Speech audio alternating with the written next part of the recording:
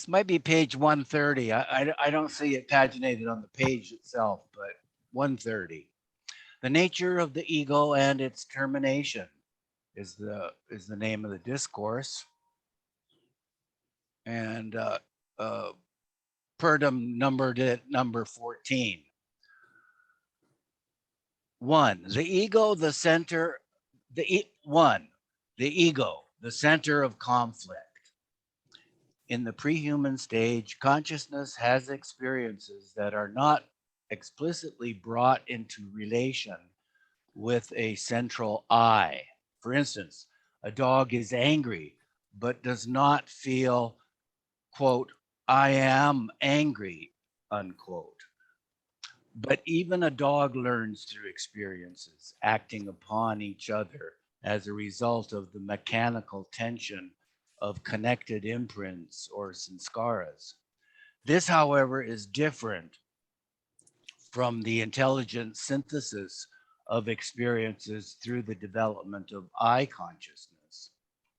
The first step in submitting the working of isolated impressions to intelligent regulation consists in bringing them in relation with the center of consciousness, which appears as the explicit limited ego.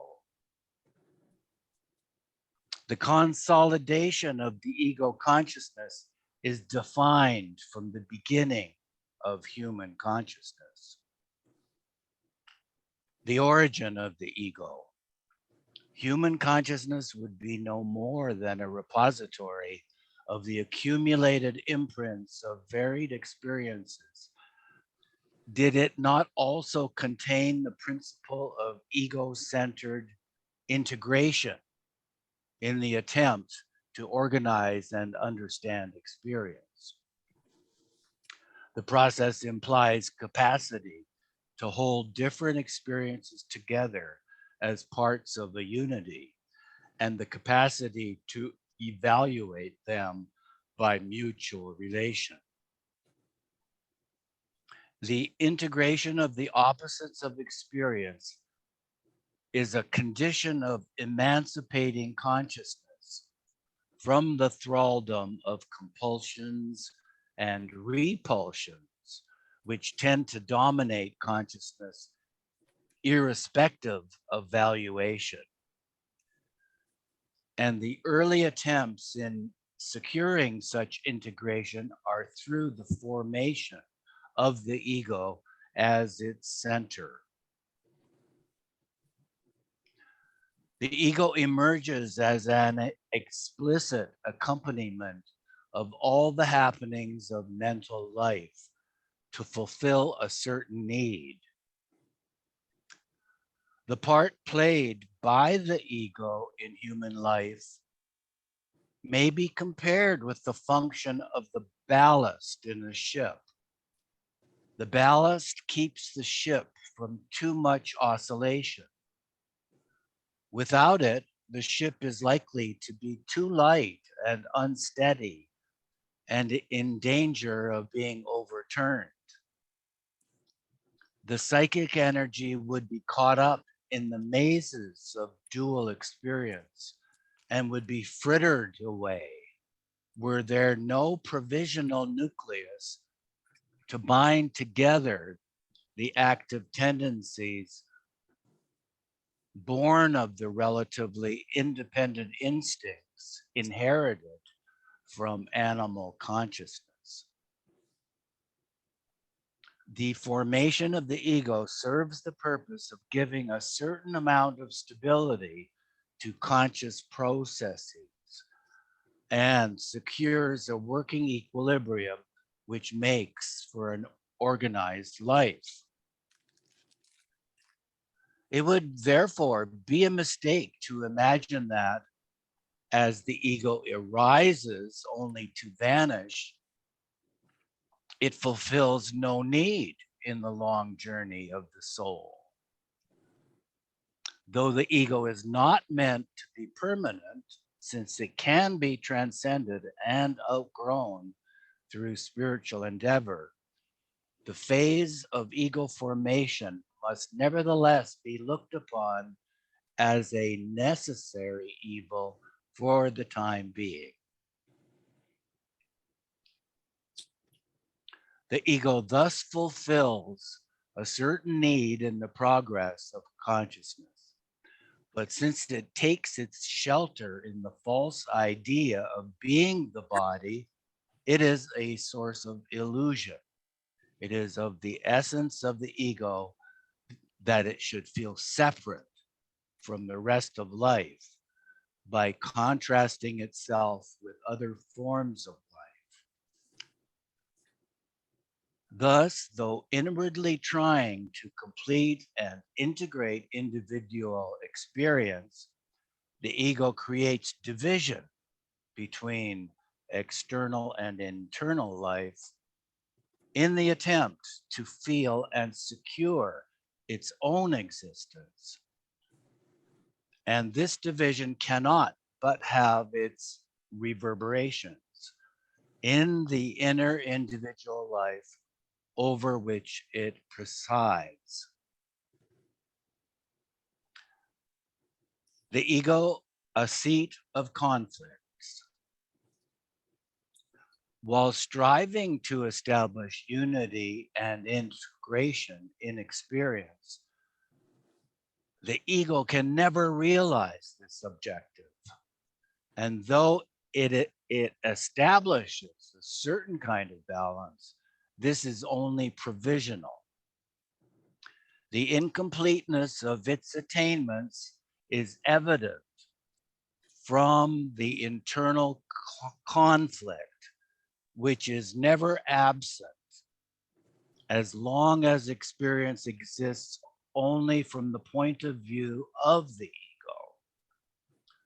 From moment to moment, the mind passes through a series of conflicts. The minds of great persons, as well as the minds of common people, are harassed by conflicting desires.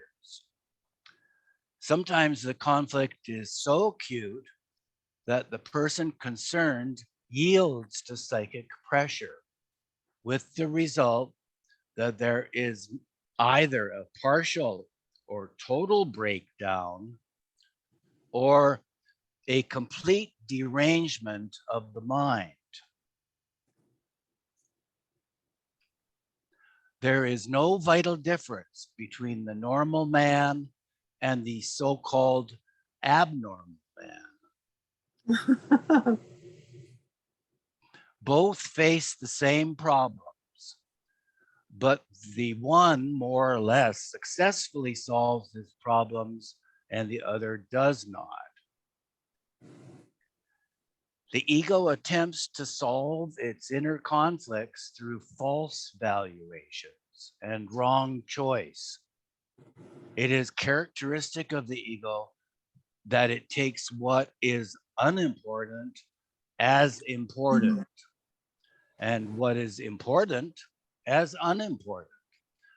Thus, power, fame, wealth, ability, and other attainments and accomplishments are taken delight in by the ego and are clung to by it. Spirituality, the ego fights against. For example, if a person experiences bodily or mental discomfort while doing work of spiritual importance, the ego desires to restore that comfort, even at the cost of giving up the spiritual work. Bodily and mental comfort, as well as other worldly attainments, are necessary, but not important. Many things come to the ego as necessary, which are not in themselves important, so that the ego represents a fundamental principle of ignorance. Mayor Duvalla, do you care to read now? before it gets too late in India? You're muted, dear. Ask someone to read. Someone else? Okay. I'm not in a Rosalie mind to read. I like to hear. I'm not feeling well to read. Oh, I'm sorry to hear that. I've got well. a bad cough. That is why. Oh, poor baby. Rosalie Margaret, please. The need for conscious control. It is rare to get the mind to function harmoniously because it is mostly guided and governed by forces in the subconscious. And few take the trouble to attain mastery over these forces, which direct the course of their mental life. The elimination of conflict is possible only through conscious control over the psychic forces in the subconscious. And this control can be permanently attained only through the repeated exercise of true valuation in the conflicts with which the mind happens to be presented. If the mind is to be freed from conflict, it must make the right choices and prefer the truly important to the unimportant. The choice has to be intelligent and firm in all conflicts, important and unimportant. It has to be intelligent because only through the pursuit of true and permanent values is it possible to attain a poise that is not detrimental to the dynamic and creative flow of mental life. An unintelligent choice may temporarily overcome conflict, but it is bound to curtail the scope of life or to hamper the fulfillment of the personality. Moreover, the conflict will reappear in some other form if it has not been intelligently cleared up. An intelligent solution, on the other hand, requires an insight into values, the problem of conflicting values, and the solution of mental conflict, therefore require a search for the real meaning of life. It is only through wisdom that the mind can be freed from conflict. Having once known the right choice, it is necessary to maintain it because competing tendencies continue to act as obstacles in making the choice effective. And at times, there is even the danger of the decision being subverted through the intensification of competing psychic forces. To avoid defeat, it is necessary that the mind should stick to the right value, which it has seen. Thus, the solution of mental conflict requires not only the perception of right values, but unswerving fidelity. The intelligent and firm choice, however, has to be repeatedly exercised in all matters, small and great. For the ordinary worries of life are not less important than the problems with which the mind is confronted in times of crises. The roots of mental conflict cannot completely disappear as long as there is only intermittent exercise of intelligence choice. The life of true values is spontaneous only when the mind has acquired the way of choosing the right values. 3/4 of our life is made up of ordinary things. And though conflict concerning such things may not cause mental agony, it leaves a sense of uneasiness. Hidden conflicts. In fact, the conflicts upon ordinary things are rarely brought to the surface of consciousness, so that they cast a shadow on life from, as it were, behind a screen. Such conflicts have to be brought to the surface of consciousness and faced. This process should not degenerate into imagining conflicts where there are none. The sure indication of a hidden but real conflict is the sense that the whole of the heart is not in the thoughts or actions that happen to be dominant at the moment. And there is a vague feeling of a narrowing down or restriction of life. On such occasions, an attempt should be made to analyze the mental state through inward attention. And such analysis will bring to light the hidden conflicts. The most important requirement for the satisfactory resolution of conflicts is the motive power or inspiration that comes from a burning longing for the truth. Mere analysis may aid choice, but the choice will remain a barren intellectual preference. Wait a minute, I didn't finish that. Mere analysis may aid choice, but the choice will remain a barren intellectual preference unless it is vitalized by zeal for the truth that appeals to the depths of human personality. Psychology has done much to reveal the sources of conflict, but has yet to discover the method of awakening inspiration or supplying the mind with that which makes life worth living.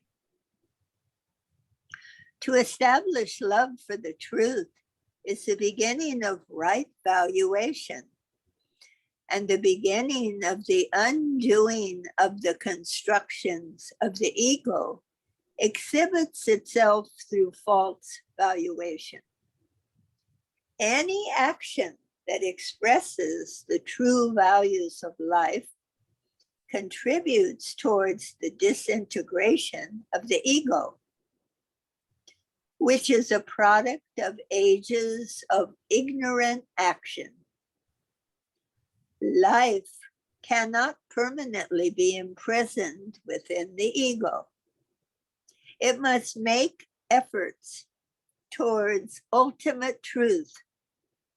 In the ripeness of evolution comes the discovery that life cannot be understood and lived fully so long as it moves upon the pivot of the ego. And man is, therefore, driven by the logic of his own experience to find the true center of experience and to reorganize his life in the truth. This brings about the wearing out of the ego and its replacement by truth consciousness. The false nucleus of a consolidated sanskaras disappears in the integration and fulfillment of life.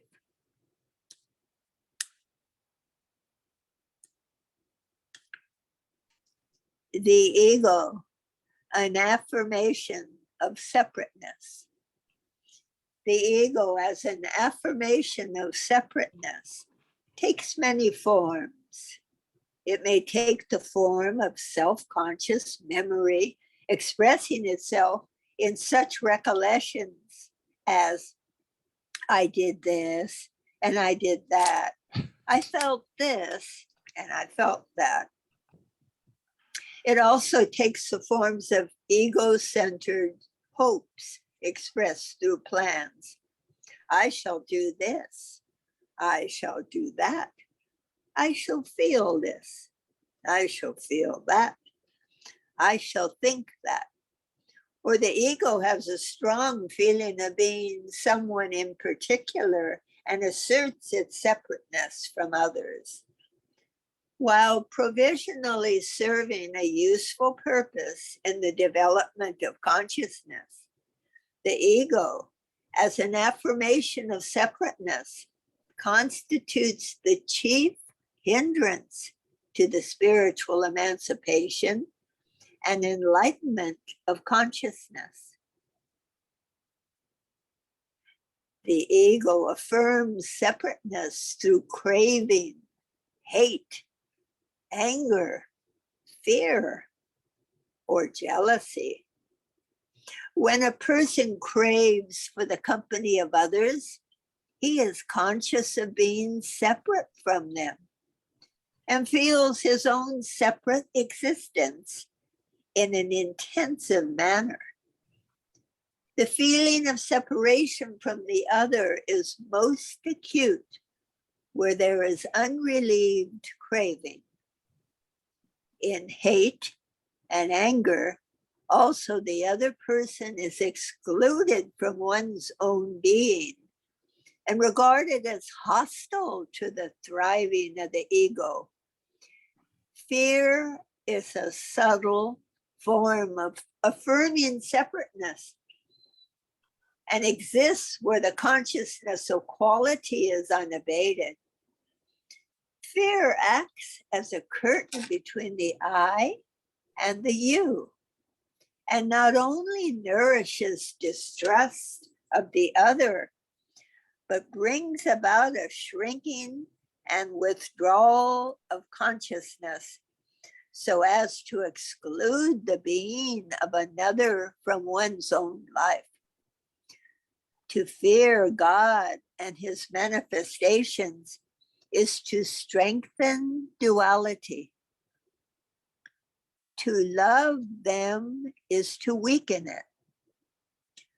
The feeling of separateness finds most poignant expression in jealousy. There is a deep and imperative need in the human soul to love and identify itself with others. This is not fulfilled where there is craving or hate, anger or fear. In jealousy, in addition to the non-fulfillment of this deep need, there is the conviction that another has successfully identified itself with the person whom one sought.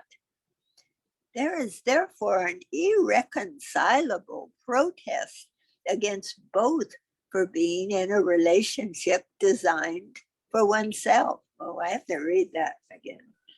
In jealousy, in addition to the non-fulfillment of this deep need, there is the conviction that another has successfully identified itself with the person whom one sought.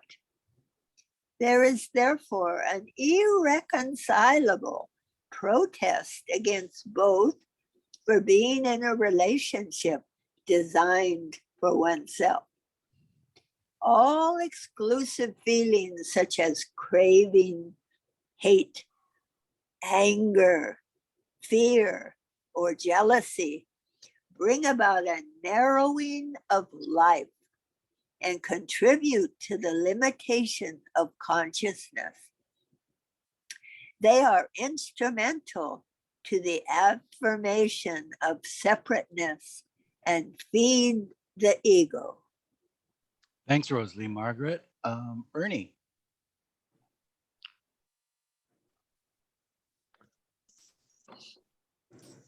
I really enjoyed your reading, Rosalie. You know, can I interject just one line? And it just brings it up like it is from the mystical language, but it's helped me so much. It says, do no more criticize the other one who in I is doing the show in self-realization in the way I am doing it in him and her. That has helped me tremendously. Do no more. Because in the mind that there's so much criticism goes on, you know, just anyway. It keeps on going on, doesn't it? Well, that's why I love the mystical language, because when I heard it that way, do no more. Of course, I've been doing it and for eons, whatever, but do no more criticize the other one, who in I, is that universal avataric God I, is doing the show in self-realization in the way I am doing it in him or her.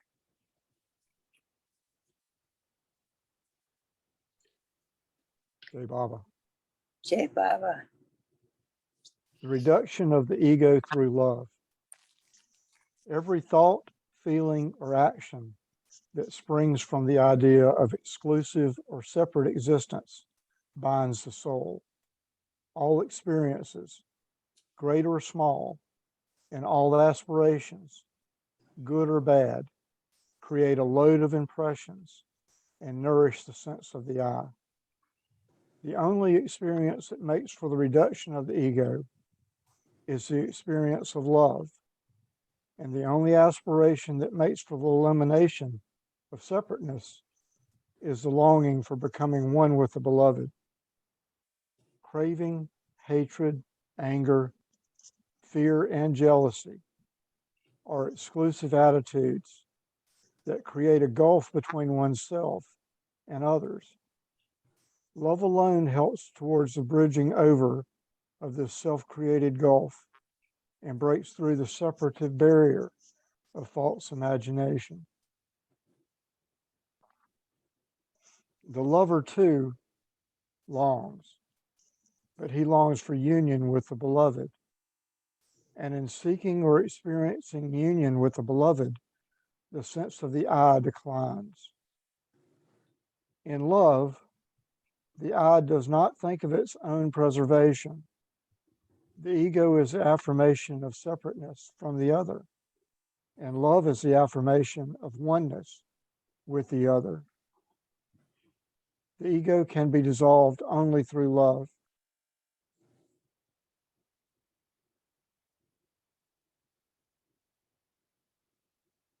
Desires. The ego is implemented by desires of varied kinds. The failure in the fulfillment of desires is a failure of the ego, and success in the attainment is the success of the ego. Through fulfilled desires as well as through those that are unfulfilled, the ego gets accentuated. The ego can also feed upon a lull in desires and asserts its separative tendency, even through desireless feeling. But when there is cessation of all desires, there is cessation of the desire to assert separativeness in any form. Therefore, freedom from all desires brings about the end of the ego. The problem of erasing the ego from consciousness is complicated because the roots of the ego are in the subconscious mind in the form of latent tendencies. The limited ego of explicit consciousness is only a small fragment of the ego. The ego is like the iceberg floating in the sea, of which about 1/8 is visible. Only a small portion of the ego becomes manifest in consciousness as an explicit I. The major portion remains submerged in the dark and inarticulate sanctuaries of the subconscious mind. The explicit ego. The explicit ego, which finds its manifestation in consciousness, is by no means a harmonious whole, but an arena for conflicts of opposing tendencies. It has a limited capacity for this. However, for two persons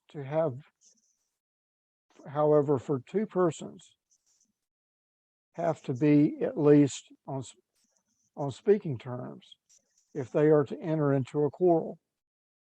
Otherwise, they have no common ground. In the same manner, two tendencies entering into conscious conflict must have a common ground. Otherwise, they remain submerged in the subconscious mind until modified through the tensions exerted by the activities of the conscious mind.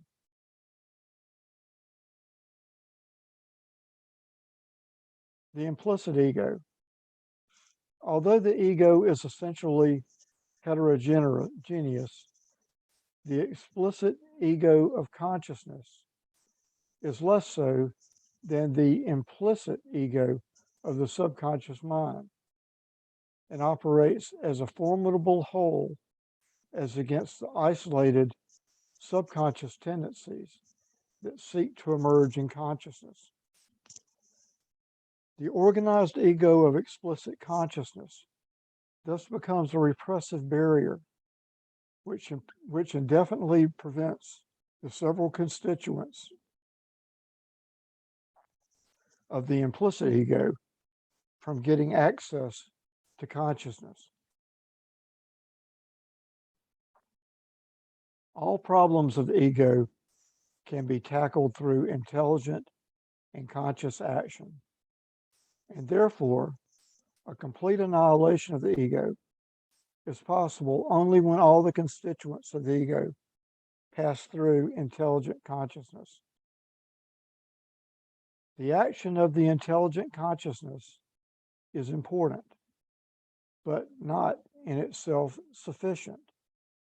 Even the components of the implicit ego of the subconscious mind have to be brought to the surface of consciousness to become parts of the explicit ego and to be submitted to the action of intelligent consciousness. If this is to be achieved, there has to be weakening of the explicit ego in such a manner that it allows the emergence in consciousness of those desires and tendencies that could not hitherto find admittance in the arena of consciousness. This release of inhibited tendencies brings about additional confusion and conflict in the explicit ego. Therefore, the process of the disappearance of the ego is often accompanied by intensified conflicts in the arena of the conscious mind, rather than by easing of conflicts. However, at the end of the uncompromising struggle lies the poise and harmony that come after the dissolution of the structure of the ego. The removal of the roots of the ego from the deeper layers of the subconscious and the bringing them to the light of consciousness is an important part of the process of wiping out the ego. The other important part consists in the intelligent handling of desires after they gain entrance to the arena of consciousness. The process of dealing with the components of explicit consciousness is by no means simple, for the explicit ego has a tendency to live through any one of the opposites of experience, and if ousted from one opposite by the intensive operation of intelligent consciousness, it may move to the other opposite and live through it. Through alternations between the opposites of experience, the ego eludes the attack of intelligent consciousness and seeks to perpetuate itself. The tricks of the ego. The ego is also epiphytic and expresses itself in numberless ways. It lives upon any type of ignorance. Pride is a specific element in egoism. A person can be proud of unimportant and silly things.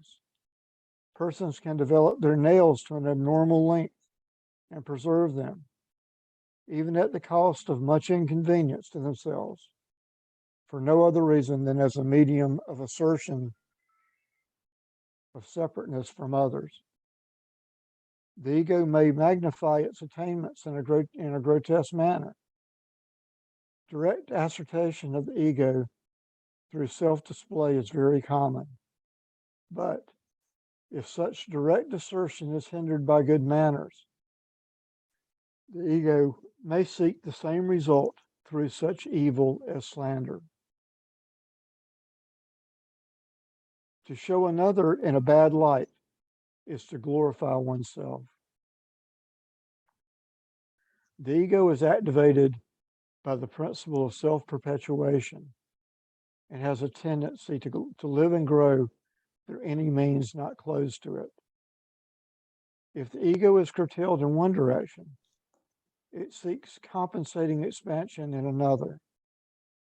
And if overpowered by spiritual actions, it may even fasten upon this very force brought into action for the ousting of the ego.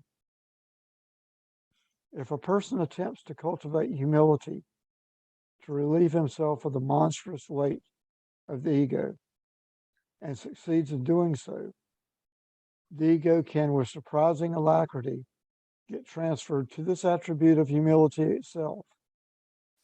It feeds itself through attachment to such assertions as I am spiritual, as in primary stages, it achieves the same end by I am not interested in spirituality.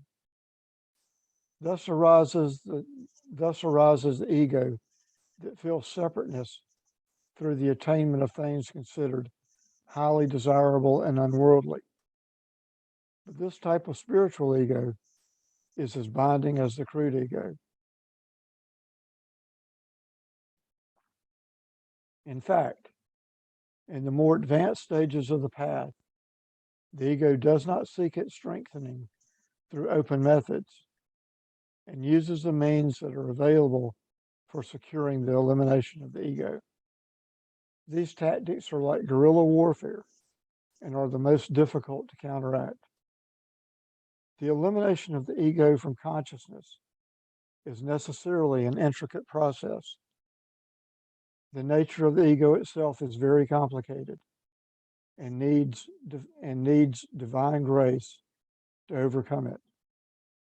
Since the ego has almost endless possibilities of securing its existence and creating self-delusions, the aspirant finds it impossible to cope with its ever-fresh forms and can hope to be successful with the tricks of the ego only through the grace of a master. Thanks, Ern. Marvin. The master's help. Thanks, It Ern. is when, Thank you, Ernie. Sorry. Marvin. I have a question. What does epiphytic mean? yeah. I mean, that was important to the whole thing. And I looked at, and it has epiphyte. It's a plant that grows on another plant, but it's not parasite and produces its own food by photosynthesis. Isn't that interesting? So it's So let's discuss it after we stop recording, okay? Do you mind? Yeah, thanks. Marvin, please. remember.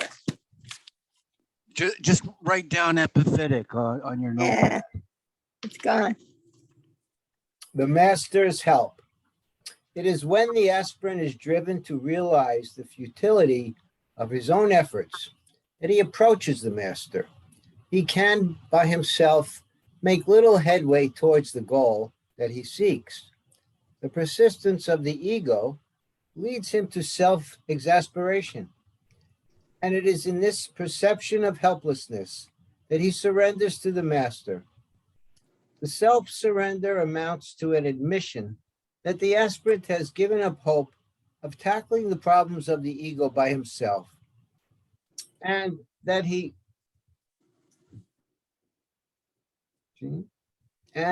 relies upon the master. When through the grace of the master, the ignorance which constitutes the ego is dispelled, there is the dawn of truth, which is the goal. 3, the forms of the ego and their dissolution. The ego subsists upon possessions such as power, fame, wealth, ability, and accomplishments.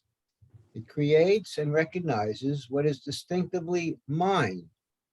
However, in spite of all the things it claims as mine, it feels empty and incomplete and seeks to fortify itself through further acquisitions.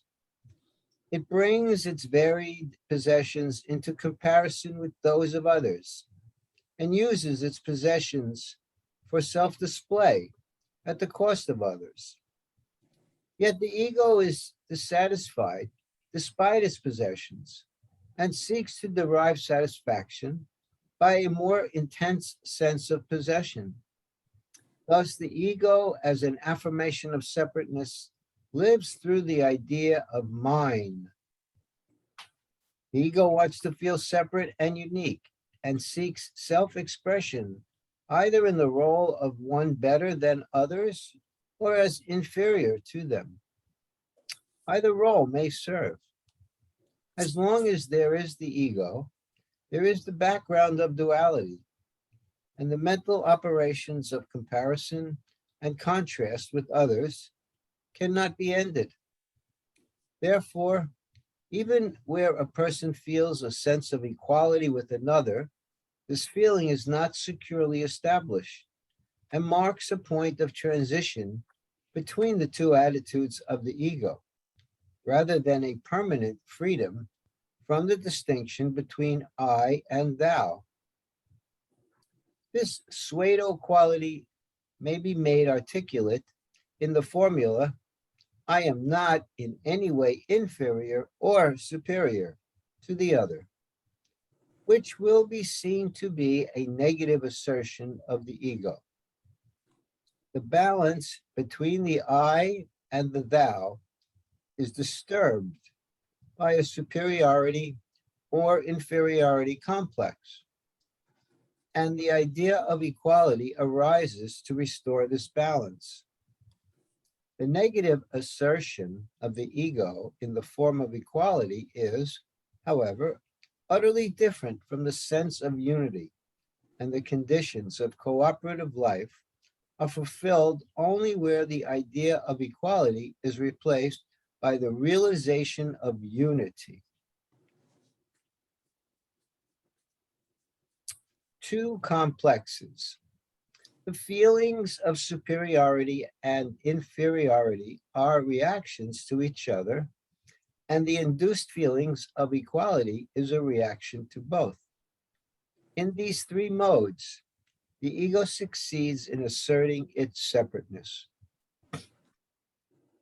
Both feelings and complexes of superiority and inferiority are compelled to seek separate and alternate expression through suitable objects. As when a person dominates over his inferiors and submits to his superiors, the ego is constantly confronted with the spectacle of its intrinsic emptiness, and therefore clings to the delusion of its worthwhileness while demonstrating the greatness of its possessions. This is not confined to mere comparison, but often exhibits itself in clashes with others. Thus, aggressiveness is a natural outcome of the need to compensate for the poverty of the ego life. On the other hand, submissiveness is rooted in fear or selfishness and is not wholehearted or spontaneous because there is jealousy of or hatred for the superior person. Outward submission is the effect of the inferiority feeling and enhances the ego in one of its worst forms. The ego attributes its sense of emptiness to inferior possessions rather than to seeking fulfillment through possessions. And the awareness of its inferiority becomes a further stimulus to efforts to add to its possessions through such means as are available. Thus, while perpetuating the inward poverty of the soul, the inferiority feeling becomes, like the superiority feeling, the expression of and the accumulation of that type of ignorance which constitutes the ego. Surrender to the master. When a person comes into contact with the master and recognizes him as being in the state of egoless perfection, his surrender is distinguished from the inferiority feeling because accompanied by the awareness that the master has basic unity with the disciple, such self-surrender is not an expression of loss of confidence, but of confidence in the final overcoming of obstacles through the help of the master. The appreciation of the divinity of the master is the manner in which the higher self of the disciple expresses its sense of dignity. To bring about a rapid dissolution of the feelings of superiority and inferiority, the master may stir both feelings in alternation. If the disciple is losing heart and giving up the search, he may arouse deep self-confidence. If he is egotistic, he may create situations in which the disciple has to accept his own incapacity or futility. Thus, the master wields his influence over the disciple to expedite the stages through which the ego passes before its disappearance. The superiority feeling and the inferiority feeling have to be brought into relation with each other and may require a psychic situation in which they will be allowed to have their play without requiring the repression of the one to secure the expression of the other. When the soul enters into a vital relation with the master, the feelings concerned with the senses of inferiority and superiority are both brought into play and counteract each other. With the dissolution of these opposites, there comes the breaking down of the separative barriers of the ego in all forms. With the breaking down of the barriers, there arises divine love. And with the arising of divine love, the feelings of I, as distinguished from thou, dissolves in the sense of unity. So that a car should move towards its destination, a driver is necessary. But the driver may cultivate strong attachments for the things he encounters on the way and may not only halt at intervening places, but get lost in the sideways in pursuit of things that appeal to him. He may keep the car moving without coming nearer the goal. He may even get further away from it. Something like this happens when the ego assumes the control and direction of consciousness. If consciousness is to be emancipated from its limitations and rendered adequate for serving the purpose for which it came into existence, it must draw its directive momentum, not from the ego, but from some other principle, In other words, the driver who is ignorant of the ultimate destination must be exchanged for another driver, free from the influence of the things he encounters on the way, one who keeps his attention on the goal of non-duality. The shifting of the center of interest from unimportant to important values is comparable to the transfer of power from the ignorant driver to the driver who knows the destination.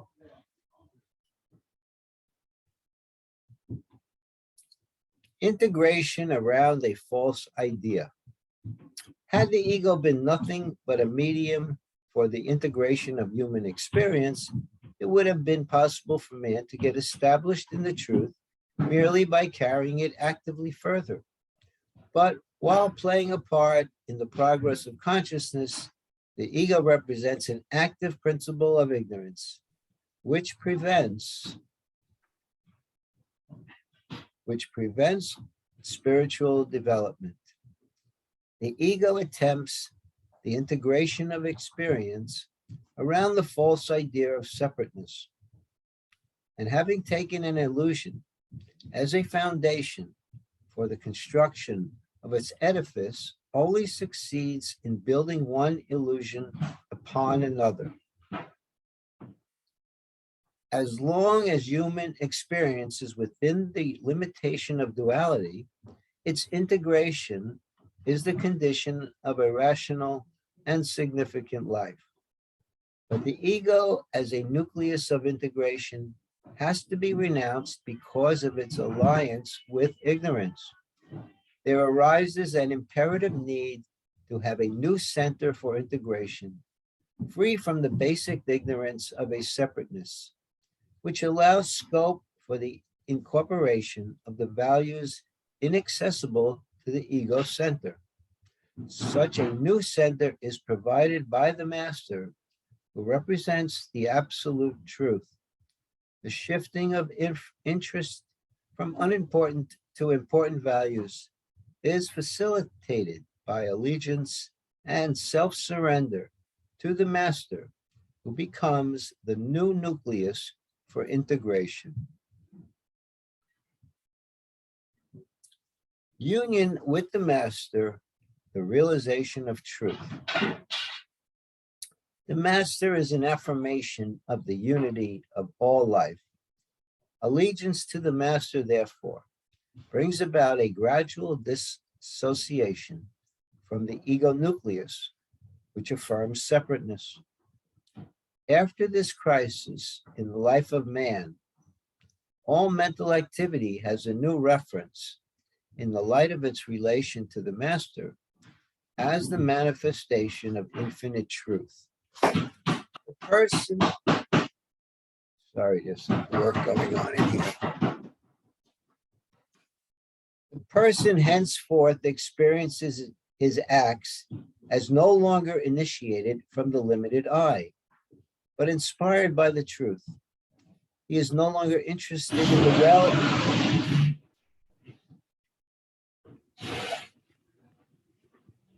It may be getting a little too noisy in here. If you want to, we'll get to another reader. Thanks, Marv. I'll just finish your bit here. I'll go from here. The master is an affirmation of the unity of all life. Allegiance to the master, therefore, brings about a gradual dissociation from the ego nucleus, which affirms separateness. After this crisis in the life of man, all mental activity has a new reference in the light of its relation to the master as the manifestation of the infinite truth. The person henceforth experiences his acts as no longer initiated from the limited I, but inspired by the truth. He is no longer interested in the well-being of the limited self, but only in the master as representing universal and individual life. He offers all his experiences and desires to the master, reserving neither the good nor the evil for the limited I, thus stripping the ego of its contents.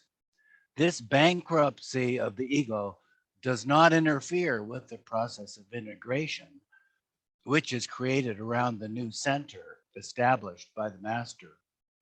When the ego nucleus is bankrupt and devoid of any power or being, the master as truth is firmly established in consciousness as the guiding and animating principle.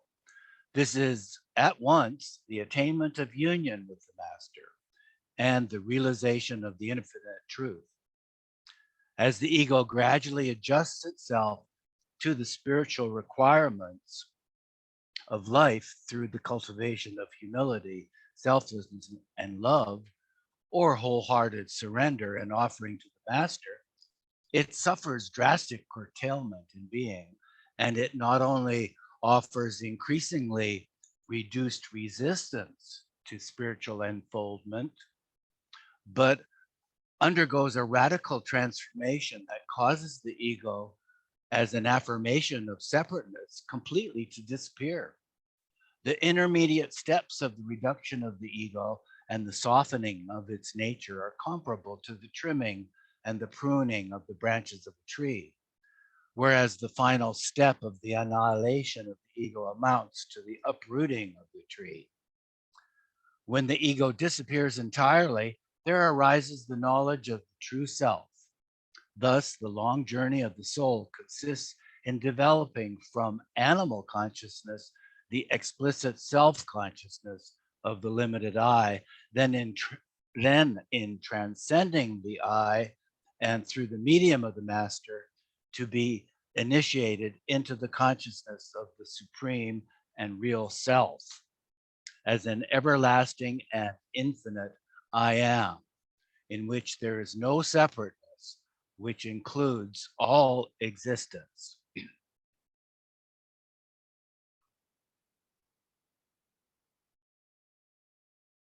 Looks like that's the end of part one, folks. Perfect timing. We'll continue next week with part two. Let me just stop the recording. There we go.